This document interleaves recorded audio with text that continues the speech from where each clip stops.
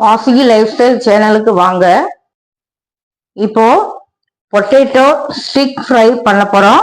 அது எப்படி பண்ணலாம்னு பார்க்கலாம். அதுக்கு பக்கி சீவுறது இந்த மாதிரி இருக்கும். அது உருளைக்கிழங்க இந்த மாதிரி ரவுண்ட் ரவுண்டா சீவி வச்சுக்கணும். பக்கி சீவுற மாதிரி.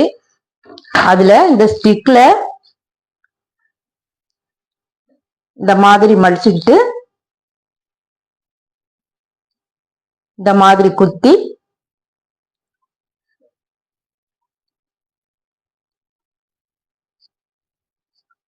இந்த மாதிரி இதுல மாத்தி மாத்தி இப்படி வச்சுக்கணும்.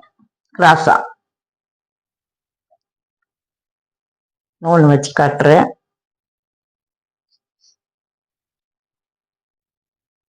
இந்த மாதிரி வச்சுக்கணும். இதை எல்லாத்தையும் வச்சுட்டு நான் காமிக்கிறேன். இந்த மாதிரி ஸ்டிக் ஃபுல்லா வச்சிருக்கேன். இதுல சில இன்கிரீடியன்ஸ் எல்லாம் இதுல அப்ளை பண்ணணும். அது என்ன சேர்க்கலாம் அப்படிங்கறத இப்போ பார்க்கலாம். மைதா 1 டேபிள் ஸ்பூன் எடுத்திருக்கேன். 2 table spoon cornflour, 1 table spoon rice flower, 1 teaspoon வத்தல் பொடி. அவங்க காரத்துக்கு தகுந்த மாதிரி சேர்த்துக்கலாம். 1 டீஸ்பூன் உப்பு. இத இப்போ தோசை மாவு பதத்துக்கு கரைச்சி எடுத்துக்கலாம்.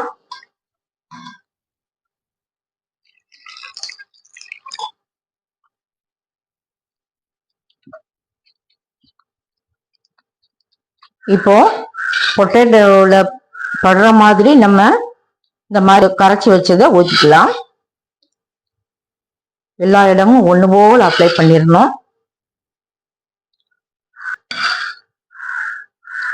இந்த மாதிரி எல்லா இதுலையுமே அப்ளை பண்ணிட்டு காட்டுறேன். பொரிக்கும் போது பார்க்கலாம். எண்ணெய் நல்லா ஹீட் ஆயிருச்சு. இப்போ பொட்டேட்டோ ஸ்டிக் ஃப்ரையை ஒன்னொன்னா போட்டு பொரிச்சு எடுத்துக்கலாம். மீடியம் ஃப்ளேம்ல வச்சுக்கணும்.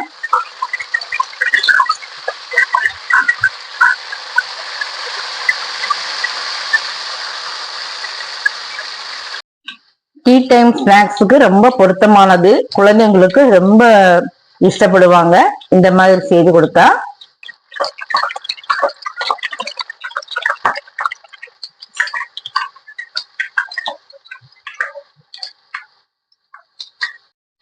எல்லாத்தையும் பொரிச்சுட்டு பார்க்கலாம்.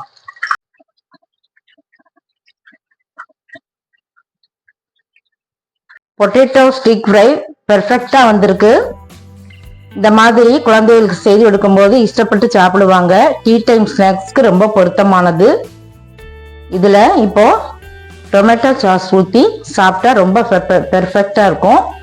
அதை ஊத்தி சாப்பிட்டு பார்க்கலாம். சூப்பர்.